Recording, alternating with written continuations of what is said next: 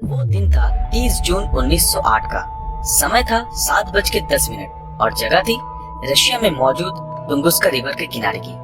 उस दिन आसमान बिल्कुल साफ था और देखकर ऐसा बिल्कुल नहीं लग रहा था कि बहुत ही जल्द कुछ बड़ा होने वाला है। पर घड़ी का कांटा जैसे ही ठीक 7:14 पर पहुंचता है, वैसे ही अचानक से टुंगुस्का नदी के ऊपर एक बहुत ही बड़ा धमाका होता है। और ये धमाका कोई ऐसा वैसा धमाका नहीं था, क्योंकि इस धमाके के कारण न सिर्फ उस जगह पर बल्कि 2000 किलोमीटर में आने वाले सभी पेड़ पौधे, जिनकी तादाद करीबन 8 करोड़ से भी ज्यादा थी, वो टूटकर जमीन पर बिखर जाते हैं। साथ ही 60 किलोमीटर के रेडियस में जितने भी घर मौजूद थे, उनकी खिड़कियां, दरवाजे और घरों में रखे फर्नीचर पूरी तरीके से टूट जाते हैं। और लोगों की माने तो इस धमाके के कारण न सिर्फ रशिया में बल्कि पूरे यूरोप में इसके झटके को महसूस किया गया था। और रिपोर्ट की माने तो ये धमाका हिरोशिमा में हुए न्यूक्लियर अटैक से भी 1000 गुना ज्यादा था। और जो बात इसे मजेदार बनाती है वो ये है कि ये धमाका इंसानी इतिहास का सबसे बड़ा धमाका था। पर अभी आपके मन में ये ख्याल जरूर आ रहा होगा, वो असल वजह क्या होगी जिस कारण ये एक्सप्लोजन हुआ था। तो चलिए बिना वक्त को जाया करते हुए जानते हैं टुंगुस्का इवेंट का सच। अगर इस धमाके से कुछ वक्त पहले मौजूद आई विटनेसों की माने तो उनका कहना है कि धमाके से कुछ वक्त पहले आसमान बिल्कुल साफ था, पर अचानक से एक आग का गोला, जिसका साइज तकरीबन हमारे सूरज से 3 से 4 गुना बड़ा था, वो बहुत तेजी से धरती की ओर बढ़ता हुआ दिखाई देता है। और उनका ये भी कहना है कि ये आग का गोला हर थोड़ी देर में अपना रंग बदल रहा था। पर जब ये धरती से 6 किलोमीटर की ऊंचाई पर था, तब ये अचानक से फट जाता है।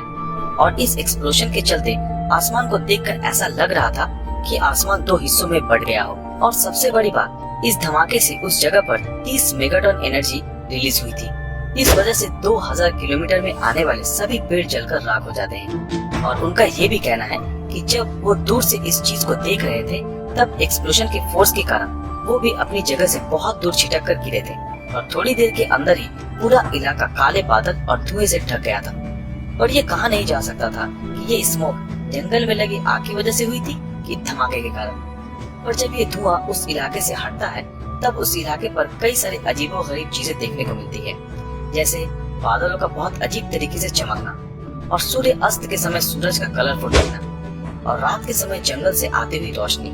पर साल 1908 में रशिया पर हुई पॉलिटिकल अनस्टेबिलिटी के चलते साइंटिस्टों को उस जगह पर जाकर रिसर्च करने की अनुमति नहीं दी जाती है। और वहाँ पर साइंटिस्टों द्वारा पूरे 19 सालों तक कोई भी रिसर्च नहीं कंडक्ट किया जाता है। पर फिर साल 1927 में लियोनार्ड कुलिक नाम के एक मेटेरोलॉजिस्ट ने टुंगुस्का इवेंट के ऊपर ग्राउंड जीरो पे जाकर रिसर्च करने की सोची। पर जब लियोनार्ड धमाके की जगह के सबसे नजदीकी विलेज पर पूछताछ करने पहुंचते हैं, तब वहां कोई भी व्यक्ति इस बारे में कोई बात नहीं करना चाहता, क्योंकि उनका मानना था कि वो धमाका उनके भगवान द्वारा किया गया था। और अगर कोई व्यक्ति उसके बारे में बात करेगा तो उनका भगवान उसे मार देगा। इस वजह से लियोनार्ड को उस गाँव से खाली हाथ लौटना पड़ा था। पर जब वो इसके 1 महीने बाद ग्राउंड जीरो पर पहुंचते हैं, तब वहां उन्हें बहुत ढूंढने के बाद भी कोई क्रेटर नहीं मिलता। दरअसल क्रेटर एक प्रकार का गड्ढा होता है जो किसी एस्टेरॉयड के फटने या फिर एस्टेरॉयड के धरती से टकराने से बनता है।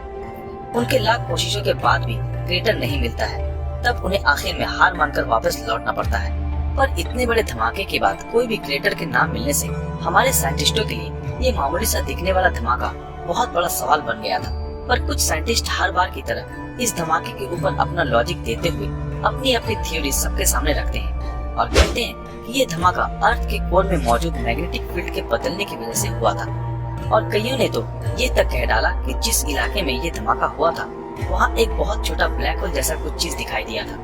और कुछ ने तो ये भी लॉजिक दिया कि इसके पीछे एलियंस का हाथ है, क्योंकि अगर हम धमाके वाली साइट को देखें तो वहाँ पर कोई भी इंसानी बस्ती नहीं थी और ये इतना वेल नेविगेटेड था कि ये घटना एलियंस द्वारा कराई गई थी। ऐसा लगता है क्योंकि मान लो अगर ये धमाके कुछ सेकंड भी आगे पीछे होते तो करोड़ों लोगों की जान जा सकती थी, पर ऐसा कुछ भी नहीं हुआ। खैर, उस समय रोजाना ऐसे ही अलग अलग थ्योरीज आने लगी, पर कोई भी थ्योरी इस धमाके के सच को पूरी तरह से एक्सप्लेन ना कर सकी।